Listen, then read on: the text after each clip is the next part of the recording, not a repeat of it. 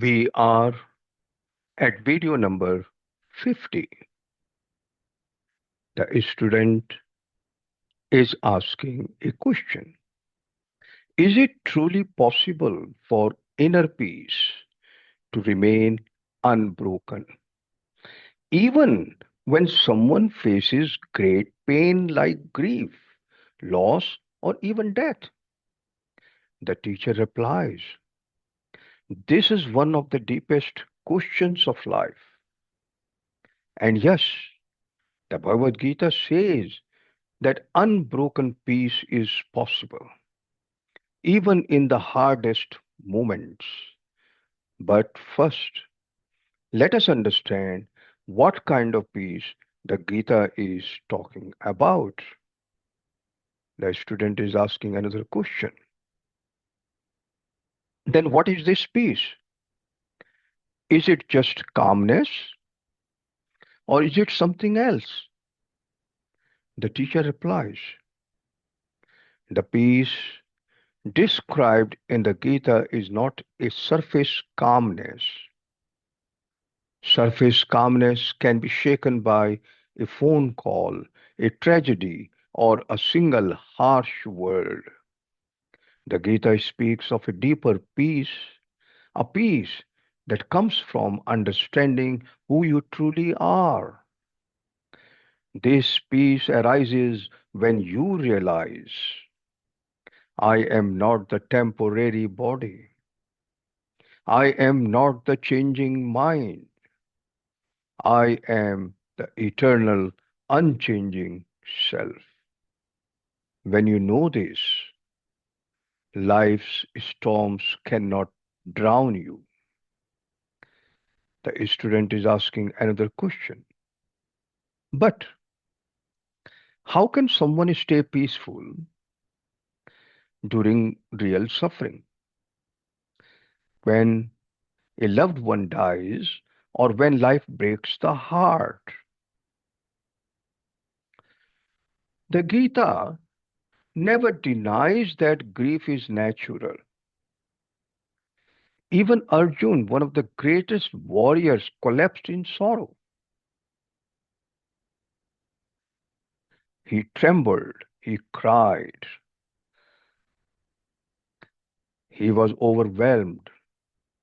And what did Krishna do? He did not say, do not feel sad. He said, understand your sadness.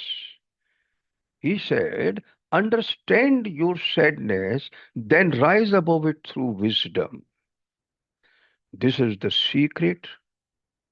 Pain is human. Suffering is optional. Peace is possible. The student is asking another question. Please explain.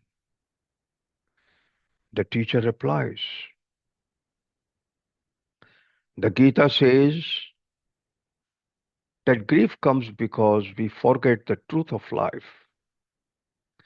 Everything in the world is temporary, but the self within is eternal. When someone leaves the body, the self does not die. It only moves from one form to another. Krishna explains, you were never born, you will never die.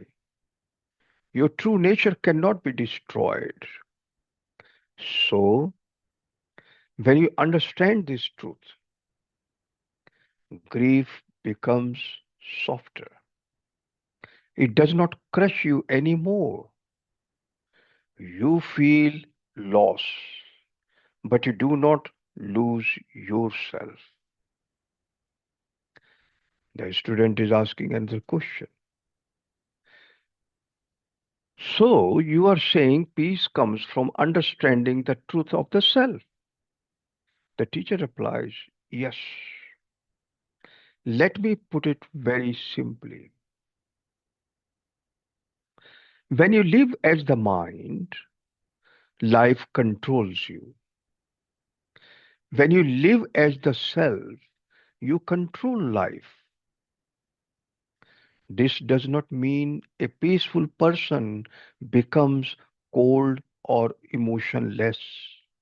It means they feel sorrow, but they do not drown in it. They experience loss, but they are not destroyed.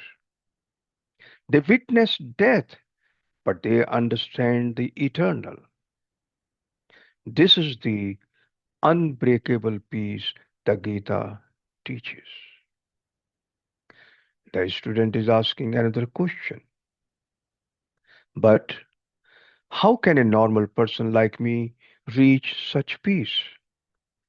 The teacher replies, you reach it step by step. Number one, understand life's nature. Everything changes, everything passes. When you accept this, your grip loosens and peace grows. Number two, remember your true nature. You are not the passing events. You are the eternal witness behind them.